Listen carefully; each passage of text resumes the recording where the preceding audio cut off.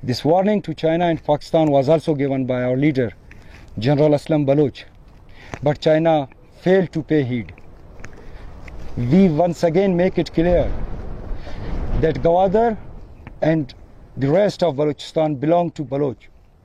It's our duty to protect our land and sea. আজ দুপুরে একের পর এক বিস্ফোরণে কেঁপে উঠল পাকিস্তান। প্রত্যেকটি বিস্ফোরণের দায় স্বীকার করেছে বালুচিস্তান লিবারেশন আর্মি এবং এই 6টা বিস্ফোরণের কেন্দ্রবিন্দুতে ছিল পাকিস্তান সেনা। এরপরে রীতিমতো উত্তাল পাকিস্তান, এমনকি এই রেশ গিয়ে পড়ল পাকিস্তান সংসদ কক্ষে। পাকিস্তান সংসদ কক্ষে দাঁড়িয়ে এক সাংসদ রীতিমতো কি বলল জানেন? তিনি পরিষ্কারভাবে গোটা বিশ্বের সামনে স্বীকার করলেন, এই মুহূর্তে যদি 5 থেকে 6টা প্রদেশ যেভাবে বালুচিস্তান লিবারেশন আর্মি দখল করে নিয়েছে, এই দখলের পর তারা যদি স্বাধীন ঘোষণা করে দেয় এই সব কটা প্রদেশকে, কিংবা এই সব কটা জায়গাকে একত্রে করে তারা যদি স্বাধীনতা ঘোষণা করে, তাহলে আমাদের কাছে মেনে নেওয়া ছাড়া আর কোনো উপায় নেই। এই ভিডিওটা দেখুন, আমি একটা কথাও বাড়িয়ে বলছি না, একটা কথা কমিয়েও বলছি না, একদম তথ্য আপনাদের দেখাচ্ছি, ভিডিও আপনাদের দেখাচ্ছি, আপনারা নিজে দেখে যাচ করুন এবং বুঝতে পারবেন এই মুহূর্তে শুধু ভারত পাকিস্তানকে বিব্রত করেছে সেটা নয়, পাকিস্তানের এখন সব থেকে বড় সমস্যা इंटरनल। दिल पे हाथ रखकर मुझे कहना पड़ता है, इंतहाई दर्द दिल के साथ कहना पड़ता है कि इस वक्त बलूचिस्तान के 5 से 7 अजला इस पोजीशन में हैं कि अगर वो आजादी का ऐलान कर दें तो अगले दिन अक़वाम मुत्तहिदा में उनकी दरखास्त को कबूल कर लिया जाएगा और पाकिस्तान को तक़सीम तस्वुर किया जाएगा। একদিকে তেহরিকি তালিবান, অন্যদিকে বালুচিস্তান লিবারেশন আর্মি, তারা ভারতের বিপক্ষে হয়তো যুদ্ধ করছে, কিন্তু বিশ্বাস করুন এই যুদ্ধের স্থায়িত্ব কতদিন থাকবে সেটাই একটা বড় প্রশ্ন। কারণ যে কোনো মুহূর্তে বালুচিস্তান লিবারেশন আর্মি বড় ঘোষণা করে দিতে পারে। আরো ইন্টারেস্টিংলি কথা কি জানেন, আজকে বালুচিস্তান লিবারেশন আর্মির পক্ষ থেকে একটি ভিডিও বার্তা প্রকাশ করা হয়েছে, সেখানেও একের পর এক বিস্ফোরক তথ্য, একের পর এক বিস্ফোরক কথা। Motive of our attack was very clear.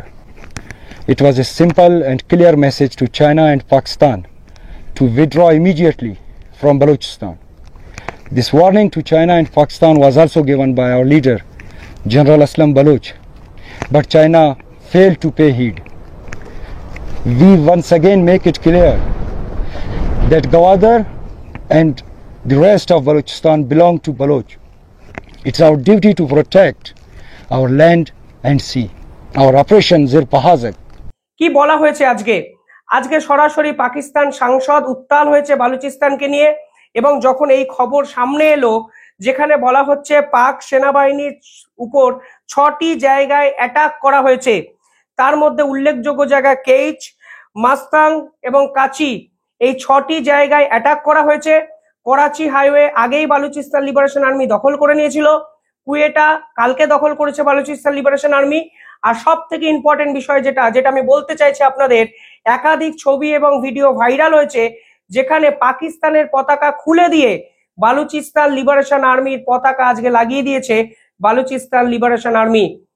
পরিষ্কারভাবে বোঝা যাচ্ছে যে কোনো মুহূর্তে পাকিস্তান থেকে বড় ঘোষণা আসতে পারে। বড় ঘোষণা না এলেও কোনো না কোনো ভাবে পাকিস্তান সরকার এদের বিপক্ষে করা অ্যাকশন নেওয়ার চেষ্টা করবে এবং সেখানেও এক বড় সড় যুদ্ধের সম্ভাবনা কিন্তু দেখা যাচ্ছে। পাশাপাশি এই এতক্ষণ অবধি এই যে হামলার ঘটনাগুলো আপনারা বললাম, পাকিস্তানের পক্ষ থেকে একটি স্টেটমেন্ট এসছে, চিরাচরিত তারা ভারতকে দায়ী করেছে। আমি একটি নিউজ পেপার কাটিং দেখাচ্ছি যেখানে পরিষ্কারভাবে বলা হচ্ছে তারা ভারতকে ব্লেম করছে, এই বালুচিস্তান লিবারেশন আর্মির পিছনে ভারত আছে বলে দায়ী করছে এবং সমস্ত অ্যাক্টিভিটির পিছনে ভারতবর্ষ নাকি পিছন থেকে মদত দিচ্ছে। এক হাস্যকর, এক অভ্রান্ত, যার কোনো যুক্তি নেই একটা দাবি আজকে পাকিস্তানের পক্ষ থেকে এসছে। যখন জেফার এক্সপ্রেস সম্পূর্ণভাবে কিডন্যাপ করে নেয় এই বালুচিস্তান লিবারেশন আর্মি, তখন তাদের ব্যর্থতা ঢাকতে শুধুমাত্র তারা ভারতের উপরে দায় চাপিয়েছিল। পরিষ্কার হয়ে গেছিল পরবর্তীকালে এর সঙ্গে ভারতের কোনো যোগ নেই। আজকে একের পর এক পাক সেনার উপর হামলায় তারা ফের একবার ভারতের উপর দায় চাপাতে চাইছে। ভারতের তো খেয়ে দিয়ে কাজ নেই যে বালুচিস্তান লিবারেশন আর্মির সঙ্গে কমিউনিকেশন চ্যানেল ডেভেলপ করবে। আমি বহু আগের একটা ভিডিওতে বলেছিলাম ভারতবর্ষের উচিত বালুচিস্তান লিবারেশন আর্মির সঙ্গে কমিউনিকেশন চ্যানেল ডেভেলপ করা, কিন্তু আজকের দিনে দাঁড়িয়ে মনে হচ্ছে কোনো চ্যানেল ডেভেলপ করতে হবে না।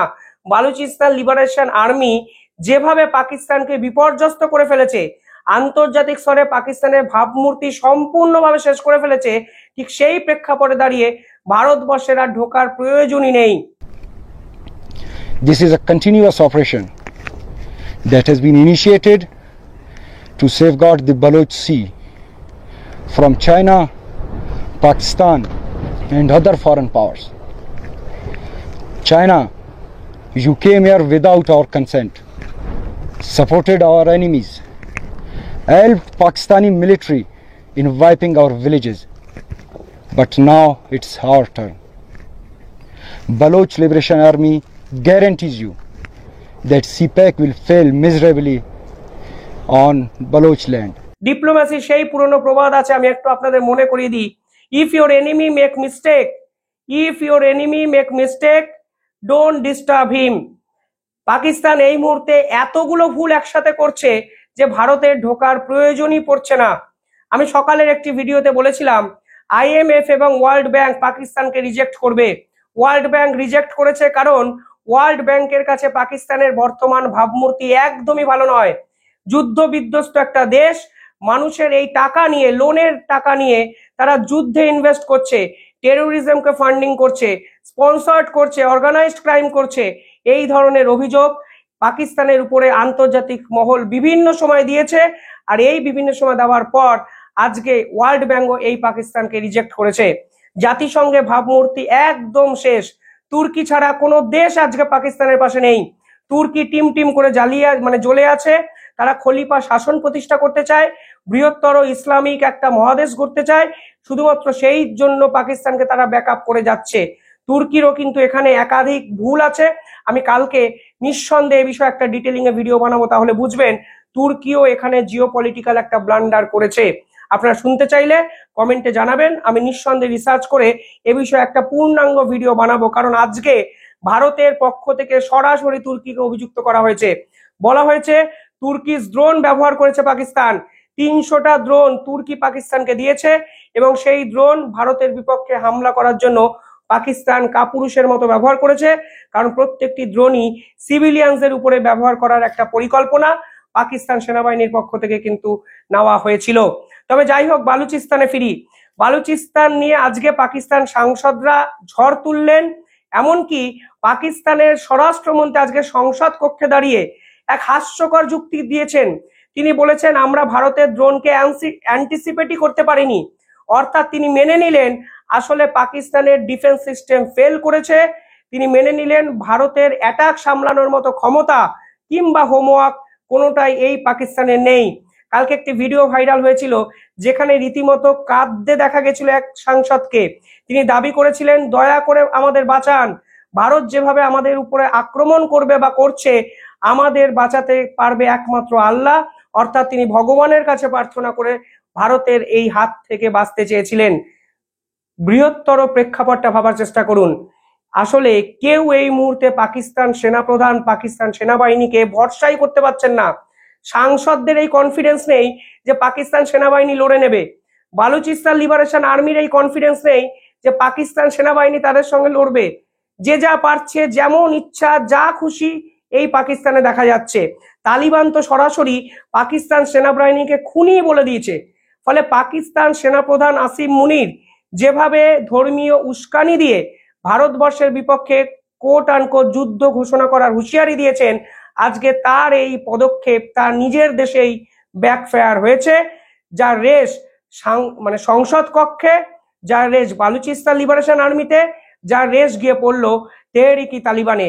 অর্থাৎ ত্রিমুখী লড়াই, যে কোনো মুহূর্তে ত্রিমুখী যুদ্ধের সামনে পড়বে পাকিস্তান। এবং এই যুদ্ধ জেতার ক্ষমতা, বিশ্বাস করুন আমি একদম বাস্তবের প্রেক্ষাপটে দাঁড়িয়ে বলছি, তথ্য দিয়ে বলছি, তত্ত্ব দিয়ে নয়, তথ্য বলছে এই ত্রিমুখী লড়াই সামলানোর ক্ষমতা এই পাকিস্তানের অন্তত নেই। না আছে বুদ্ধি, না আছে মেধা, না আছে সামরিক শক্তি। দেখতে থাকুন দ্য ইন্ডিপেন্ডেন্ট বেঙ্গল। ছোট্ট একটা অনুরোধ, যারা চ্যানেলটিকে দেখছেন একটু সাবস্ক্রাইব করে পাশে থাকবেন। ধন্যবাদ।